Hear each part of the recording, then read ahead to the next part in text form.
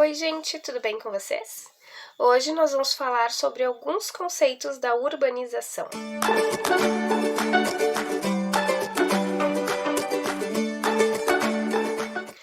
Os conceitos que eu vou falar hoje são gentrificação, conurbação, segregação socioespacial e verticalização. Os nomes são meio complicados, mas vocês vão ver que a gente já viu eles por aí. O primeiro deles que eu vou falar é a conurbação, que é quando duas cidades ou mais vão se desenvolvendo e elas acabam juntando uma na outra. Ao ponto que a gente não saiba quando uma começa e a outra termina, né? Isso é comum, por exemplo, na Porto Alegre e Grande Porto Alegre, tá? Depois a gente tem a verticalização, que é quando a cidade cresce para cima, literalmente, né? Então são a construção de vários prédios. Todos esses conceitos que eu tô falando têm os seus prós e os seus contras. Depois a gente tem a gentrificação, que é o processo de modificação de áreas periféricas se tornando nobre.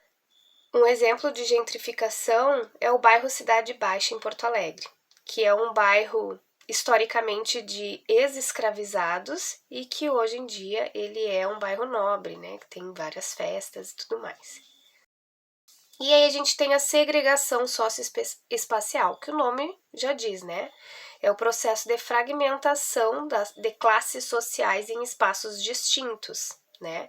O que acontece?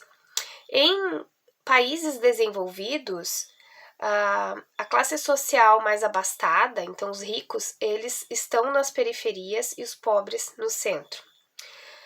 Em cidades, em países em desenvolvimento, no caso o Brasil, os ricos estão no centro, né? E as áreas periféricas são habitadas pela população mais pobre, tá?